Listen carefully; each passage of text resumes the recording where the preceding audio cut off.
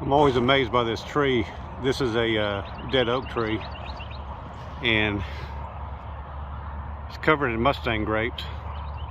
First thing is, like, look at that vine right there. I mean, how does that vine just grow up 6-8 feet? I mean, how does it come up 6-8 feet out of the ground to grab onto the tree? Anyway, just amazing to me. I mean, you could call this, I mean, it looks like something on another continent, a tree from another continent or something. I've talked about these before. That, you know, when you have a dead tree, the mustang grape will take over, and then the leaves will actually, the vines will actually come down to the ground, and it'll form a room in here. And I had one that was teepee shaped. I mean, just the way the tree was, it, you know, it had this center point, and it was this big teepee. It was a room in there, and I don't know, half the time when I walked by during the daytime, there'd be a deer inside, kind of hiding or sleeping during the day. The only reason it's not coming down to the ground is the cows love the mustang grapes. I mean, when I let them into a pasture like this, they'll go straight for the mustang grapes rather than the grass if they see it.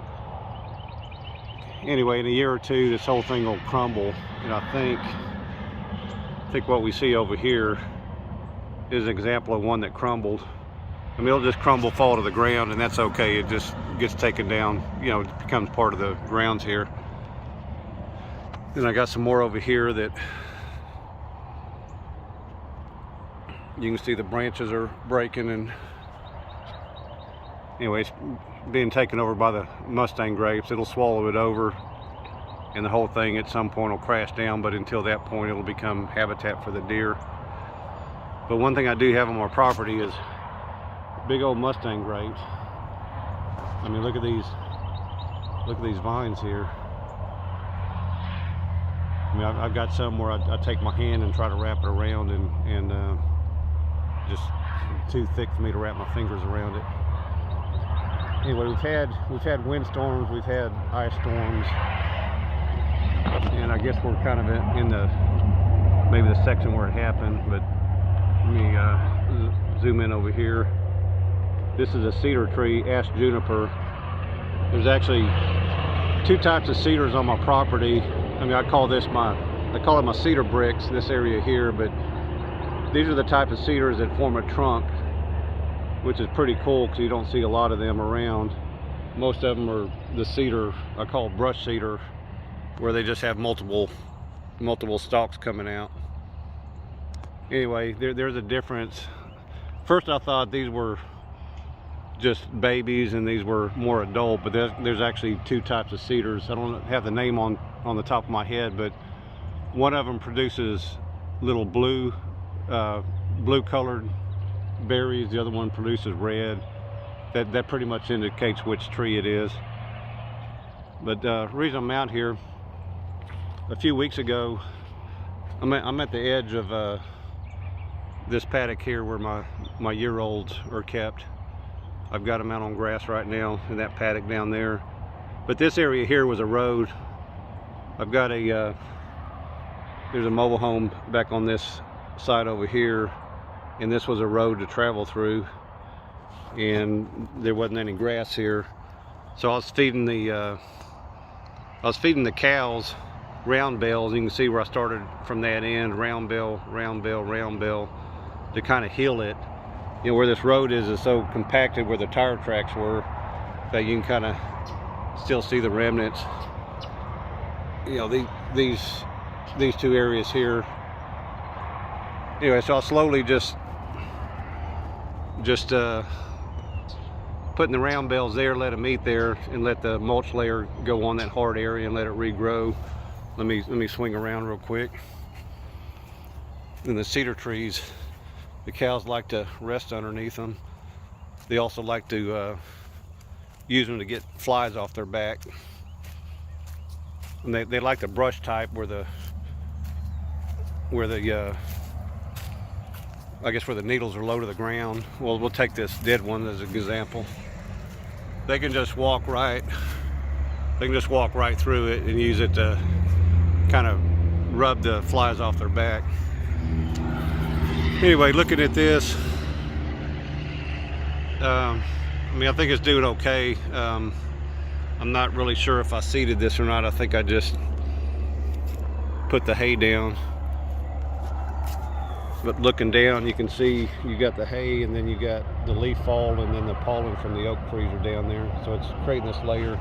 But things are growing in it, and it'll continue to do better. I mean, every year in the wintertime, we'll sow a deer food plot mix, which is oat, wheat, rye, some brassicas, peas, and a little bit of clover. But I do that every year, and I think that's what you're seeing here that's some kind of wheat or oat. Anyway, just every year I do it. Sometimes in the summer I'll try to do something that can take this heat, which would be like a Sudan grass.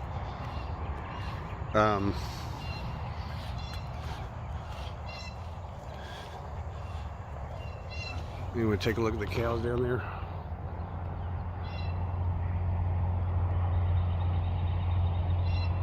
Yeah, I actually have this separated off where I've got this paddock here, and then electric fence right here going across, and I had this actually goes to the highway. You can hear the cars down there. But I actually have this broken into 3 different paddocks, but I let them out into this paddock yesterday, and looks like they broke my electric fence wire. So I need to, what I found is I need two wires, especially with the younger ones. One wire is not enough to hold them back. I got to have 2. Let's kind of show something here. So this is a pocket pond I just cleaned out, dug out deeper, added the rocks over here, and the dirt actually came right here. This is just seeing it from a different angle, but my goal is I'm gonna build a road down here which goes up to the corral over here. So I'm gonna let this be a high spot which will hold water on this side. But that's just, when you have a project and you're digging a hole and you're digging out dirt, you know, having another project ready to receive the dirt. Anyway, this isn't going to be done in days or weeks, but I'll eventually just make this high road through here. Anyway, that's just